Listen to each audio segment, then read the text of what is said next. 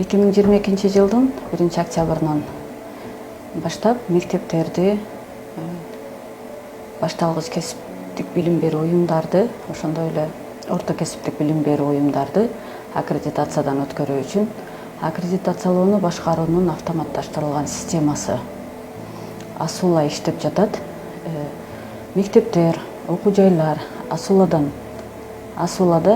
аккредитациянын материалдарын жайгаштыруу үчүн төмөнгүдөй кадамдардан өтүшөт. Биринчи, Кыргыз Республикасынын Юстиция министрлигинин расмий сайтына кирип, расмий сайтындагы юридикалык жактардын, филиалдардын, өкүлчүлүктөрдүн электрондук базасына кирип, электрондук базадан окуу жай же жалпы билим берүүчү уюм өзүнүн толук маалыматын издейт.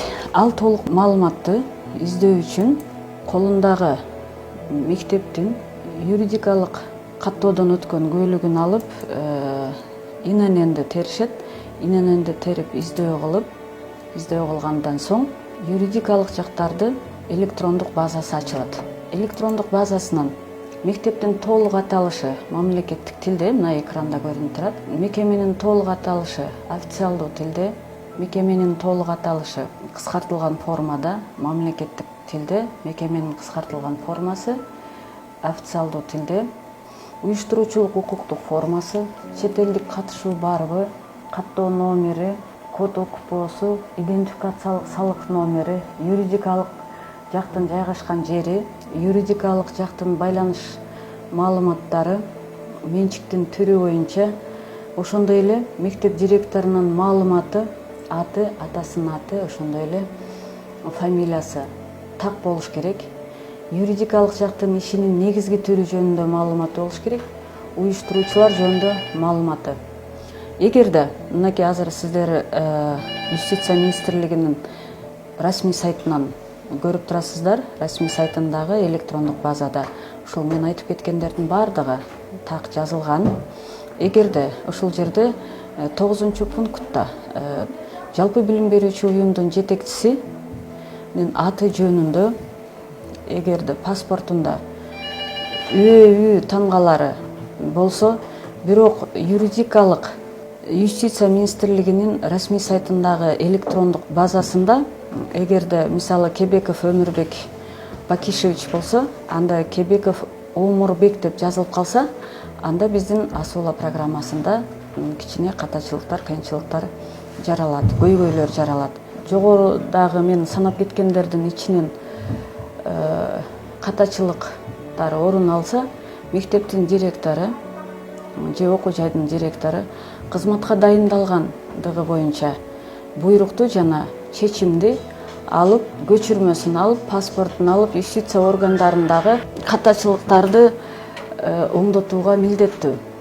Аккредитация аркылуу өтүү үчүн мектеп электрондук колтамганы сөзсүз түрдө алуу керек, милдеттүү түрдө шарт. Калты теле борборунан барып электрондук колтамганы алгандан кийин юридикалык жак катары мектеп же окуу жай Асула программасына кире алат.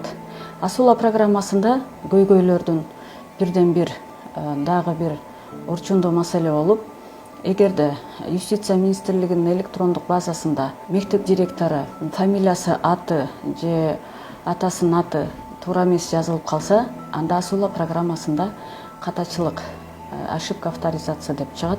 Бир көйгөй, жалпы билим берүүчү уюмдун, мектептин же окуу жайдын аталышы туура эмес болсо, же толук аталышта болбой калса, анда дагы катачылык деп Асула программасында терезе чыгат. Бул катачылыкты оңдоо үчүн бизде азыр көп кайрылуулар болуп жатат.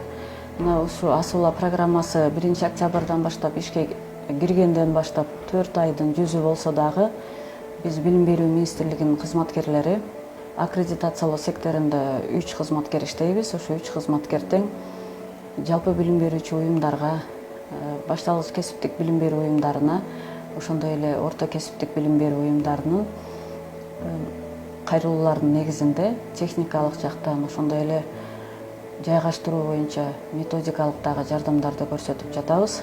Мына бүгүнкү күндө деле бизге 3 кайрылуу болду. башталгыч кесиптик билим берүү уюмунан, колледжден, ошондой эле жалпы билим берүүчү уюмдан. Башталгыч кесиптик билим берүү уюмдар, ошондой эле орто кесиптик билим берүү уюмдары, булар БУТОК жана ЦП деген менен киришет. Ал эми мектептер ИСИ аркылуу киришет. Сондон калктуу тейлөө борборунан электрондук колтамга алып, ал жерде логин, пароль аркылуу жана проверочный текшерүүчү код аркылуу ушу Асула программасына өздөрүнүн аккредитациянын материалдарын жайгаштыра алышат. Дагы айта кетүүчү көйгөй, жалпы билим берүүчү орто мектеп деп берүүчү эмес, берүү деп жазылып жүрөт. Мектептин юридикалык жактан каттоодон өткөн күбөлүктө берүүчү деп турат. Ал эми Юстиция министрлигинин электрондук базасында берүү деп турат. Жалпы билим берүү уюму деп же жалпы билим берүү орто мектеби деп.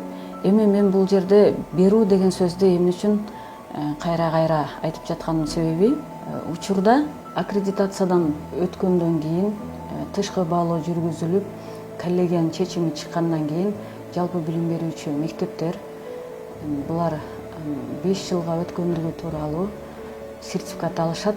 Сертификатта дагы Юстиция министрлигинин электрондук базада мектептин аталышы кандай жазылса, сертификатка дагы дал ошондой түшөт. Азыр эле мен айтып кеткендей, дагы бир бизде көйгөйлөр жаралды. Учурда экранды карап отурам, Юстиция министрлигинин электрондук базасында ачып көрсөттүм, Асула программасында дагы биздин мектептердин аталышында. Мисалы, жалпы билим берүүчү Райхан Шукурбеков атындагы Маймак орто мектеби мекемеси деп Юстиция министрлигинин электрондук базасында жазылса, мамлекеттик тилде, официалдуу тилдегиси менен мамлекеттик тилдегиси экөөнүн аталыштары эки түрдүү болуп калып атат. Бул дагы чоң көйгөйдү жаратат, себеби алардын колундагы юстициядан каттоодон өткөн күбөлүгүндө туура, ал эми электрондук базада ката болуп атат. Бул мезгилде мектеп жетекчиси эмне кылуу керек? Мектеп жетекчиси мектеп директору болуп дайындалган буйрукту алат, ошондой эле паспортун алып, мектептин күбөлүгүн, уставын алып, ошону менен бирге юстиция башкарма өздөрү жайгашкан аймактагы юстиция башкармалыгы барып, өздөрүнүн Юстиция министрлигинин электрондук базасынан ушул көйгөйдү чече алат. Аны үчүн баргандан кийин арыздын негизинде бул электрондук базаны оңдоткондон кийин аны Асула программасында Юстиция министрлигинин жаңыртуу деген атайын кнопка бар. Ал кнопка аркылуу Асула программасындагы мектептин аталыштарын толук жаңырта алат. Бул биринчи. Экинчи, учурда биз электрондук колтамга алгандан кийин Асула программасына кирүүдө өтө көп көйгөй жаралып, айрым район шаарлардагы мектептерге кире албай атабыз деп кайрылып атат.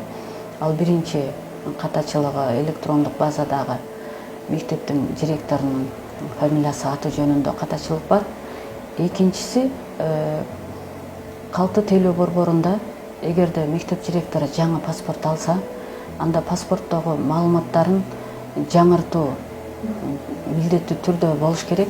Бирок ошол жаңыртуу дегенде айрым мектеп директорлору аткарбагандыгына байланыштуу бул дагы Асула программасында катачылык деген сөздөрдү жазып чыгат. Ошондой кнопка терезелер пайда болот.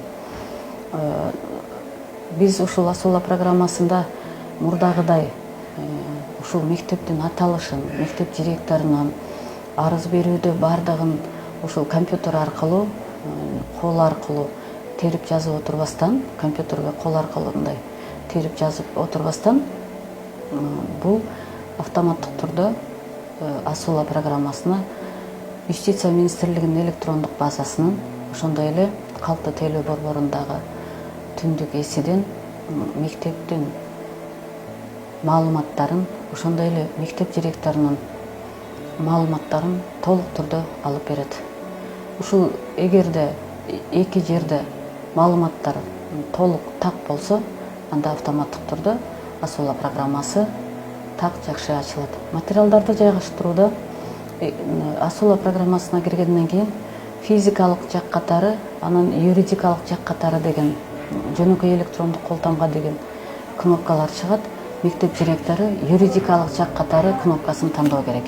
Ал эми эксперттер физикалык жак катары тандаш керек. Андан кийин дагы айта кетүүчү нерсе, учурда мурдагыдай, мисалы мен өзүм дагы Сузак райондук билим берүү бөлүмүндө иштегемин. Сузак райондук билим берүү бөлүмүндө мен 2022 жылы 23 мектепте документтерин алып келгемин. Электрондук каттоо башталат, ошого байланыштуу деп туруп калган. Биз ошондой айтайын дегеним, кагаз түрүндөгү эмес, учурда мектеп алыс жактан келип отурбай, же райондук билим берүү же шаардык билим берүү бөлүмдөрүнүн адистери бардык мектептердин жанагы кагаз түрүндөгү документтерди, арыздарды, өзүнө өзү баалуу отчетторду, буйруктарды көтөрүп келбестен электрондук түрдө ошол мектебинде, жеринде отуруп Асула программасына аккредитациядан өтүү үчүн арыздарын бере алышат. Азыркы ошол мен жогоруда санап кеткен кадамдардын бардыгы туура так аткарылса, Асула программасы ошол электрондук арызды кабыл алып, кароого жөнөтөт.